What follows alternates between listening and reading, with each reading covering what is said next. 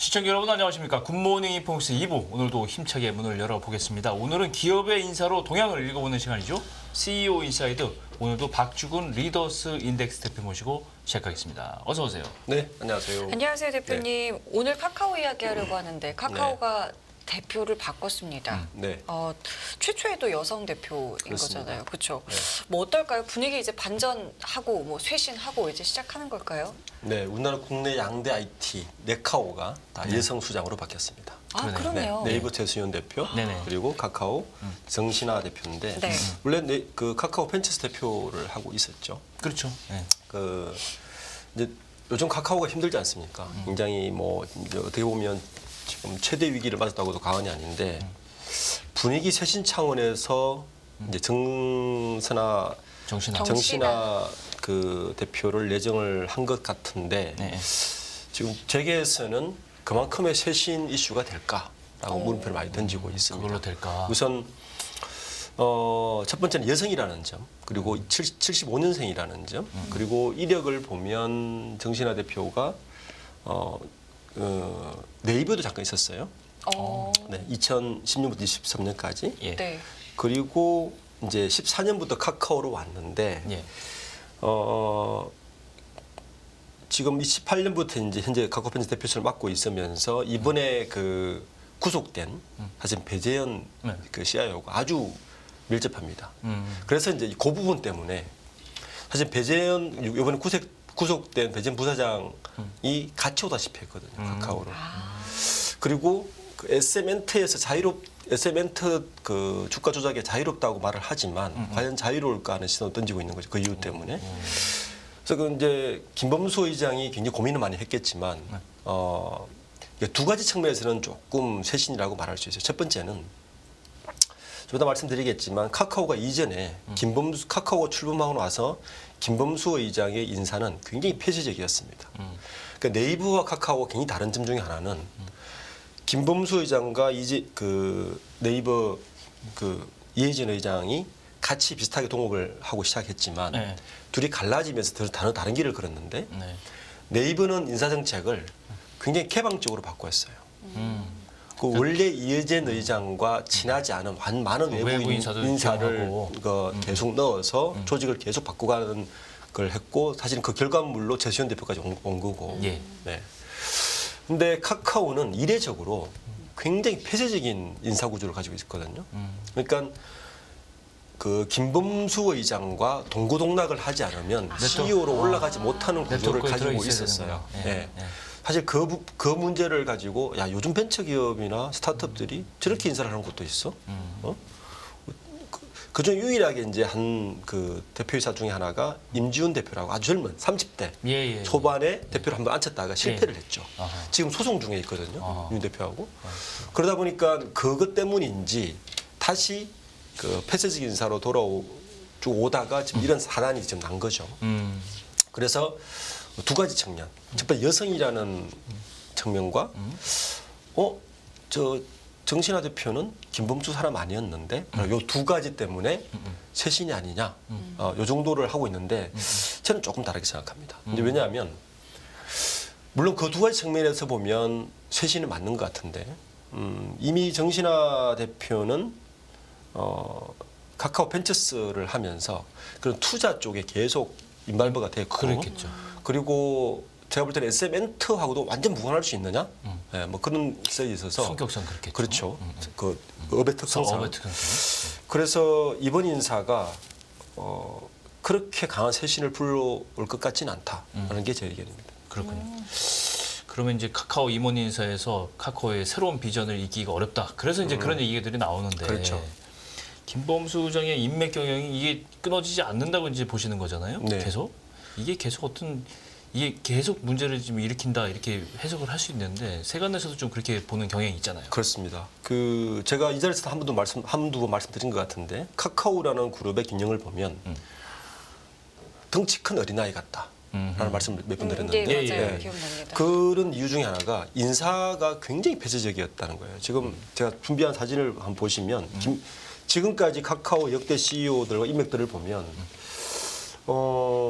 지금 카카오의 여러 분들 계시는데 이 중에 네. 보면 뭐 남궁훈, 여민수, 조수용, 홍은택, 뭐 이런 문태식 좀 이름들 보이시죠? 네. 네네. 이분들이 모두 이전에 NHN 출신입니다. 아, 그때부터 그럼 같이 있다가 네. 온 거예요? 뭐 어쨌든 아니, 막말로 이 형 동생 사이들이 많네요. 맞습니다. 보니까. 형님 동생 살 정도에 그 정도 뭐 그런 어떻게 말하면 사이가 뭐 조품 보니까. 문화처럼 이렇게 완전 형 동생 좀 아니면 그런, 저 이너스클에 들어가기 어려운 구조로 되어 있는 거예요. 그렇죠. 그러니까 외부 인사가 와서 쉽게 혁신을 일으키기 어려운 구조죠. 어떻게 보면 2015년도부터 18년도까지 카카오의 단독 대표를 맡은 임지훈 대표라고 30대 초반에 가장 센세이션을 일으킨 그 대표가 다 있었는데 임지훈 대표가 이 저 이너스클을 들어가지 못하는 거죠. 와서 못 견딘 거죠. 못 견디는 거죠. 그리고 그때도 보면 임지훈 대표가 2018년에 대표를 그만두고 임기를 다 못 채웠어요. 그리고 뒤에 오는 대표들이 보면 여민수, 조수용, 남궁훈, 홍은택 이런 이수군이거든요. 전부 다 이너스클에 있는 NHN 출신들이다. 저기 보시면 여민수, 조수용, 남궁훈, 홍은택까지 최근까지 예, 예. 역시 이너스클에 있는 대표들만 다 앉혔다. 그렇군요. 카카오가 이거 늘 이제 재계에서는 말이 많았거든요. 저 폐쇄적인 이너스클로 얼마나 갈 수 있을까? 네, 저렇기 때문에 저 부분 때문에 다른 이너스클에 박혀 있는 사람들은 빨리 스톡옵션 받고 나가고 싶고, 그렇죠. 예. 나가버려야지. 그리고 자기 사업하고 싶고 이런 결과들이 계속 발생했던 거죠.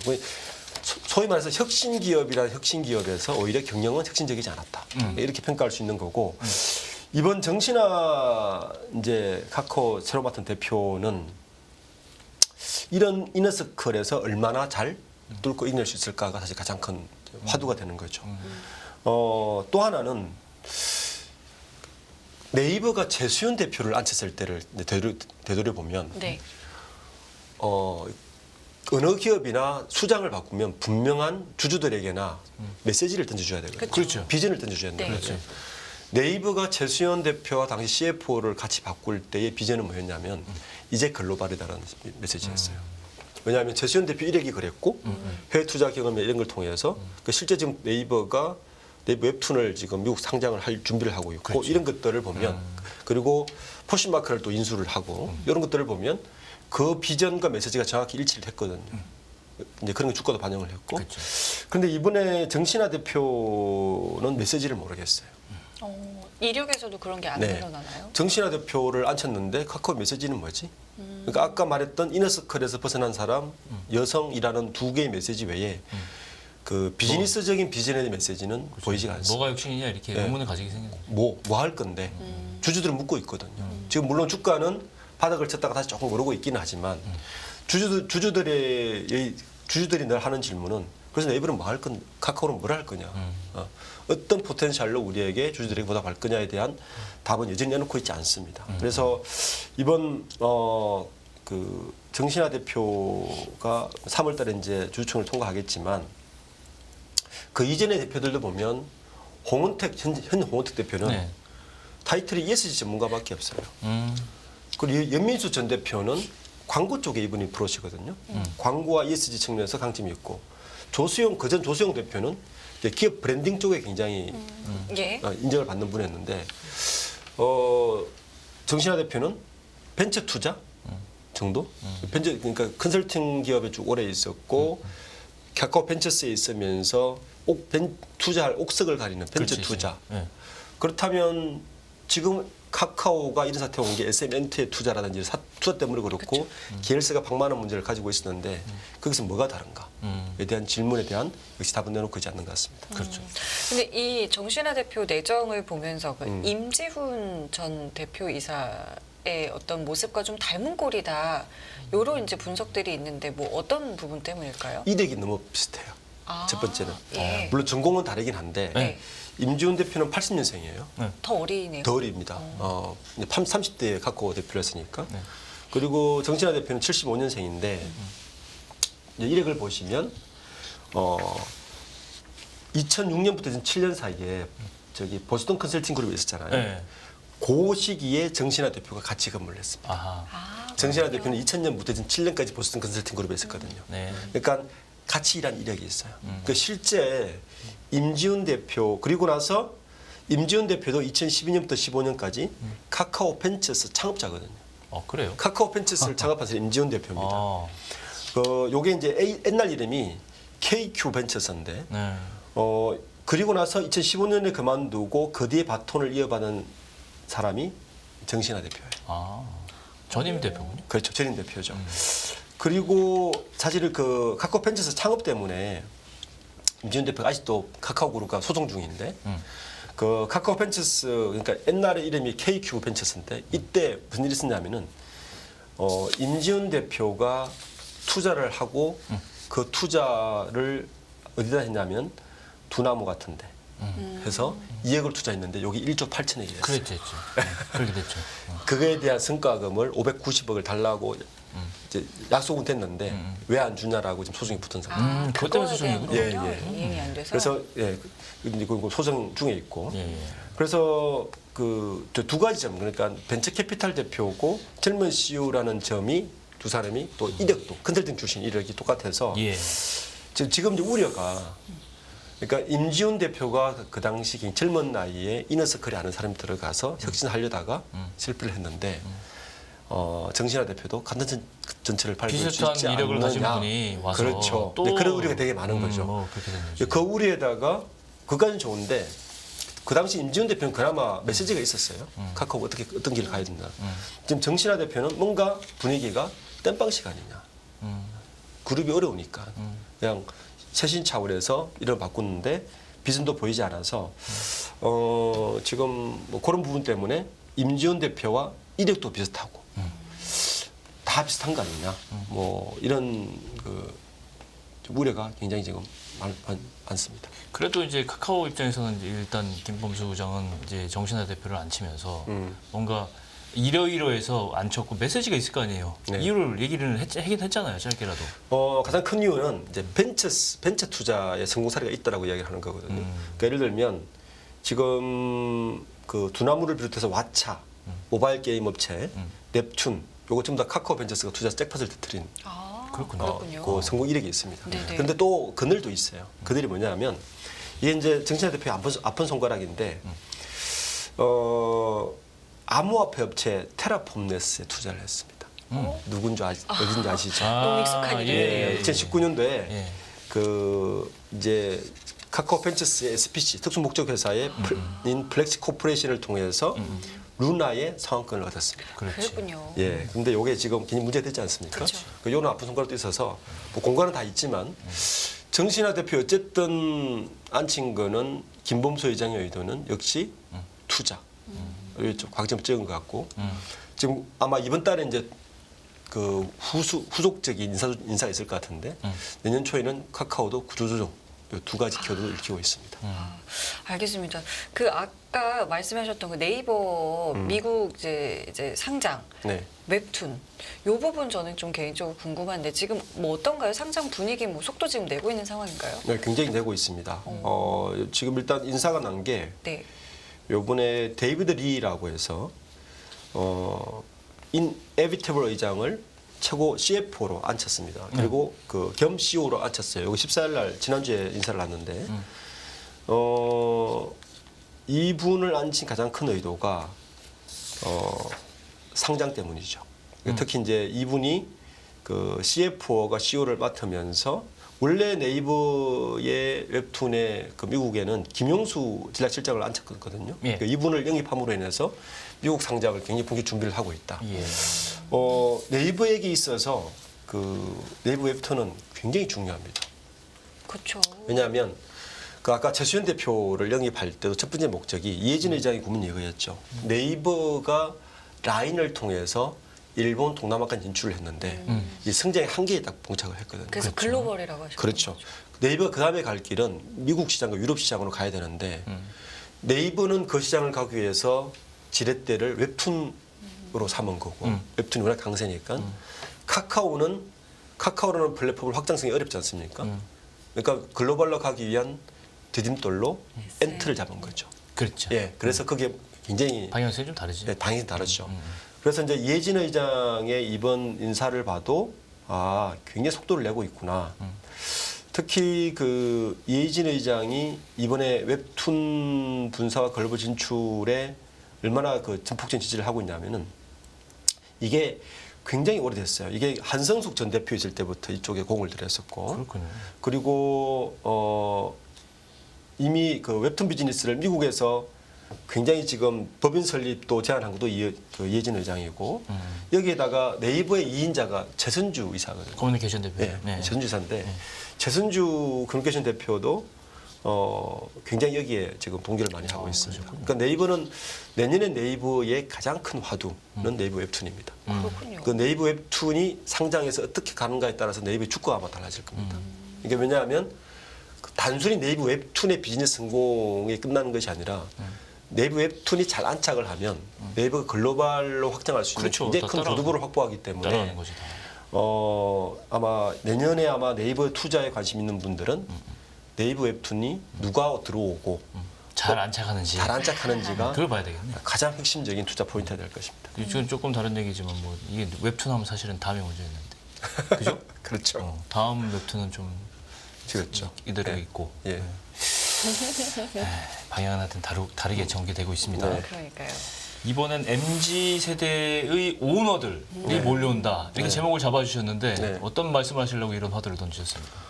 요즘 세계의 가장 큰 화두가 MZ세대 오너들입니다. MG 오너. 예, 우리가 MZ세대 그러면 뭐 다른 80년생까지 들어가네요. 저 MG, 저 MG. 80년도 80년생까지죠. 예. 뭐 잘 아. 80년생까지 보통 네. MZ 세대? 따르죠. MG예요. 제가 MG입니다. 네.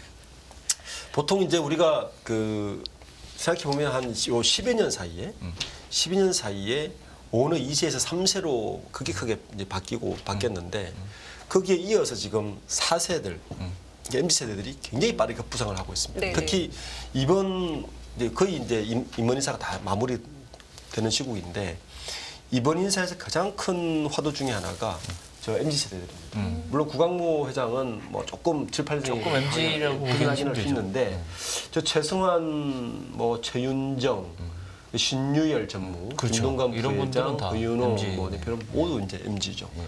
근데 그리고 뭐 허송 그 제스리테일 부회장, 뭐 정기선 부회장, 부회장 등극하셨죠. 조원태 회장도 MZ로 볼 수 있죠. 구동희 부사장도 이번에 부사장 승진한 MZ고 이번에 이선호 그 이재현 회장의 아들이죠. 네. 보고 그리고 박세창 금호건설 부회장까지 뭐 MZ 세대들 쭉 있는데 이분들의 공통점이 있습니다. 네. 공통점. 네, 뭐냐면 이제 다 성진을 지키고 균형 전면에 나서지 않습니까? 예. 그럴 때는 수순이 하나씩 있거든요. 예. 일단 경영 테스트를 합니다. 성과를 일단 레퍼런스를 만들어야 되는 거죠. 그렇죠. 예. 그 레퍼런스를 만드는데 이분들의 공통적인 레퍼런스가 신사업 쪽에 다 들어가요. 아. 그 신사업들이 또 공통점이 있어요. 어떤 신사업이요? 우선 에너지, 바이오도 지난주에 바이오. 있었죠. 바이오. 네. 인공지능. 아. 그래서 EBA라 그러는데 요 세 가지 사업에 그 MZ 세대들이 모두 공통적으로 신사업을 벌이고 있습니다. 근데 이제 일반인들이 궁금해하실 거예요. 신사업에 왜 이분들이 다 포진을 하느냐? 그 신사업에 그 오너 3, 4세들이 들어가는 이유는 딱 두 가지가 있는데 물론 첫 번째는 그 성과 레퍼런스를 만들어주기 위해서인데 두 번째 이제 숨어 있는 이유가 하나가 뭐냐면 리스크가 적습니다. 아 그래요? 아니, 오히려 좀 신사업이면- 반대 아니에요? 네. 신사업은 망할 수 있는 망할 수 가능성이 있는 확률이 높잖아요. 높죠. 네. 근데 신사업은 터지면 모두 그 사람들 공이고 안 터져도 뭐 안 터지면 그럴 줄 그분들 알았다, 공이 이거. 아닙니다. 아, 그렇게? 리스크가 있기 때문에 그래서 신사업 쪽이 굉장히 많이 포진을 하고 전폭적으로 지지를 합니다. 뭐 예를 들면 이제 특히 이번에 이제 전무로 올라온 진유열 상무도 바이오 그리고 지금 김동관 부회장은 역시 뭐 에너지 쪽이고 그 다음에 허윤홍 GS건설도 친환경을 내세웠어요. 건설 대표로 갔는데 네. 그리고 정기선 대표도 로봇 AI 이쪽을 내세웠고 그렇죠. 그 구동희 그 LS 부사장도 배터리 배터리. 그리고 CJ의 이선호 경리더도 네네. 바이오입니다. 그렇군요. 예 그리고 SK의 최윤정 부사장도 바이오. 바이오. 예. 그리고 SK 또 그 최신훈 회장의 아들인 최성환 사장은 AI. 다 공통점이 있죠. 그렇네요. 그래서 이분들이 뭐 이런 공통점을 가지고 굉장히 속도를 내고 있습니다. 네. 이 어쨌든 세대가 비슷하면 그 세대에 같이 이제 자란 그 특성들도 또 있을 것 같아요. 네. 뭐 어떤 뭐 자란 환경의 특성이라던가 뭐 이런 부분들도 좀 뭐 보여지는 게 있을까요? 네. 그 2세, 그러니까 오너 재벌 2세들의 공통점은 고등학교가 다 비슷하죠. 아, 그래요? 네, 많이 겹칩니다. 경복고, 뭐 중앙고, 다 많이 서울 겹치고, 명문고네. 예, 겹치고, 대학도 많이 겹치죠. 예. 근데 이제 이 3040 세대들의 공통점은 바이오, 그러니까 비즈니스를 대부분 경영학 전공합니다. 경영학을 전공하지 않은 분은 거의 없어요. 그 이전 2세대들은 뭐 다른 전공도 많아요. 뭐 예를 들어 최태원 회장은 물리학 전공했죠. 네. 예, 뭐 다 이재용 회장은 동영상과 전공, 예, 그렇죠, 예. 다르죠. 그리고 그 구광모 회장도 공학을 전공했죠. 그런데 이분들 다 비즈니스 전공을 하고 또 하나는 다 전원 해유학파입니다. 예, 그리고 내향적 성격이 다수입니다. 의외네요. 내향적. 외향적일 언론에 나오면 꺼려합니다.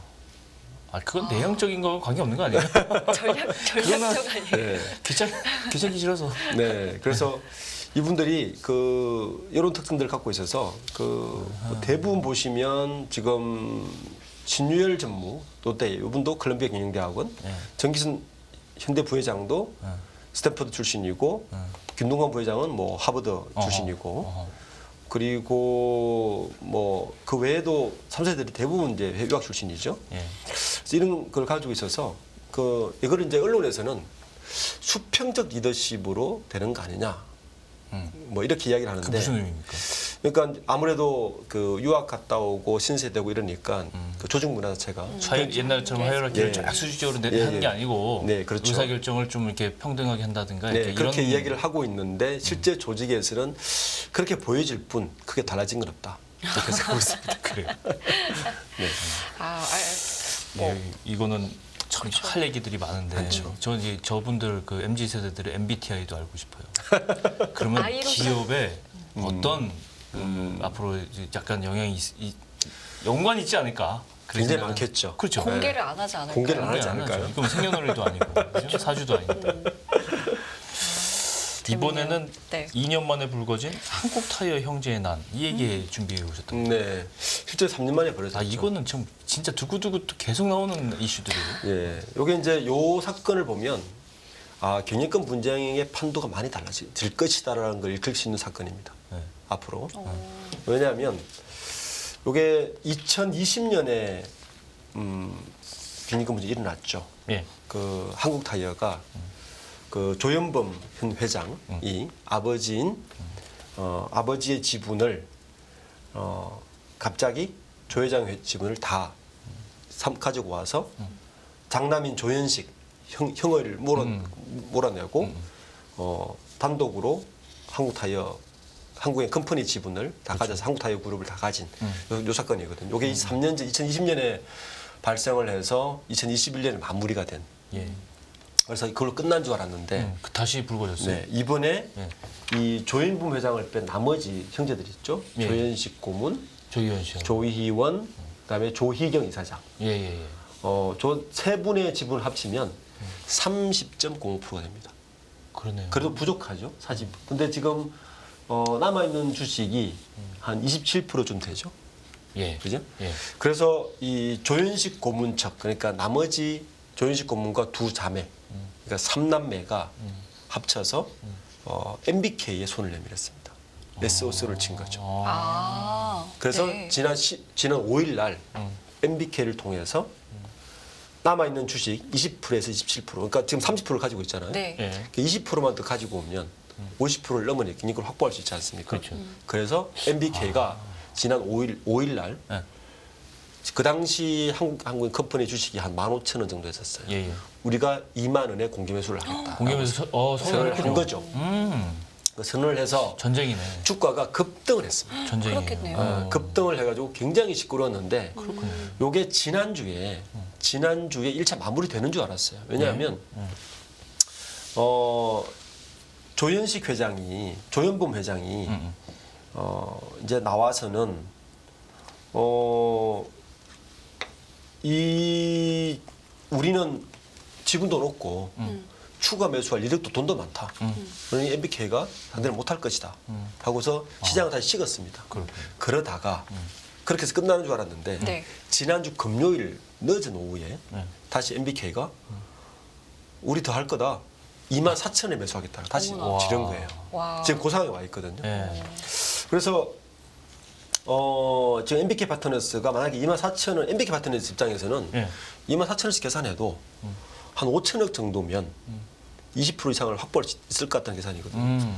그리고 MBK는 손해 볼 게 별로 없는 형국이죠. 그래요. 왜냐하면 실패해도 MBK라는 굉장히 이 어떤 입지가 단단해지고 MBK가 굉장히 그 이런 시장에서 앞으로 주도적인 역할을 할 수 있는 교두부를 확보하는 거죠. 레퍼런스 생기는. 예.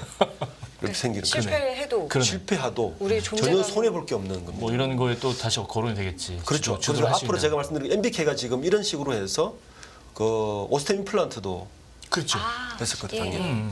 그러니까 앞으로 아마 우리나라 경영권 분쟁에 많은 시장들은 이 MBK 같은 PF들이 굉장히 큰 역할을 할 것이다. 그리고 그 자금들을 계속 손을 내밀고 해서 이 시장에서 굉장히 큰 영향력을 행사할 가능성이 높고 물론 이번에 MBK가 들어온 가장 큰 이유 중에 하나는 이 조현식 고문과 네.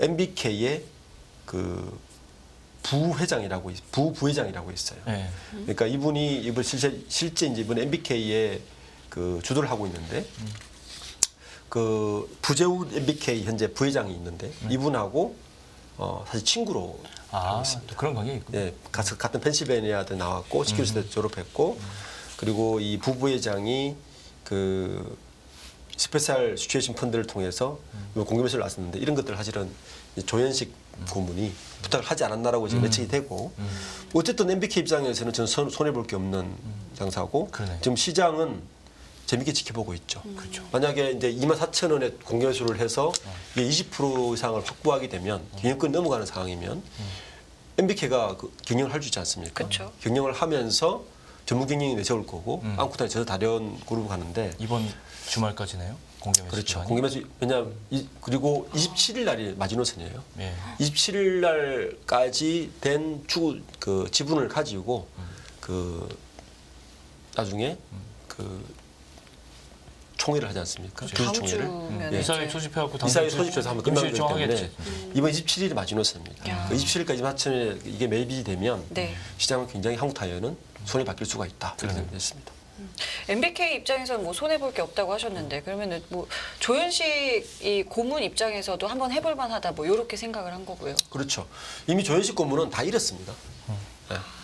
그러니까 지분만 가지고 있을 뿐이지 그렇지. 경영권도 경영도 없고 없고. 동생에게 다 밀려는 상태라서 그렇지. 한번 해보자. 예, 거기다가 지금 남은 두 자매들 그러니까 조희경, 조희원 이사장들도 이미 조현식 고문에 손을 들어줬거든요. 왜냐하면 이거는 억울한 거다. 그러니까 지금 이쪽 삼남매가 주장하는 거는 이 조현범 회장이 그러니까 정상적이지는 않은 아버지 회장을 구워 삶아서 계속 지분을 매입하는 거 아니냐라고 주장하고 있는 것이고 조현범 회장도 다른 얘기를 하고 있는 건데 그 하여튼 상속할 때 그게 항상 문제가 돼요. 그렇죠. 이거 보면 그런 사례들 많잖아요. 많죠. 지금 볼 뭐. 때도 그랬잖아요. 신격호 네. 회장이. 네. 예. 그때도 그랬고 또 뭐 후견인 제도 이렇게 만들어서 그렇지. 예. 근데 상속 유언장 쓰는 것도 시기 문제도 있고. 그 NG도 지금 뭐 언니 싸우고 되고. 있는 그렇지. 것이고. 그럼 뭐. 그래서 그 어쨌든 MBK 입장에 그 이미 조현식 고문 입장에서는 자기들이 30.1%를 가지고 있으니 MBK가 20%만 확보를 해줘라.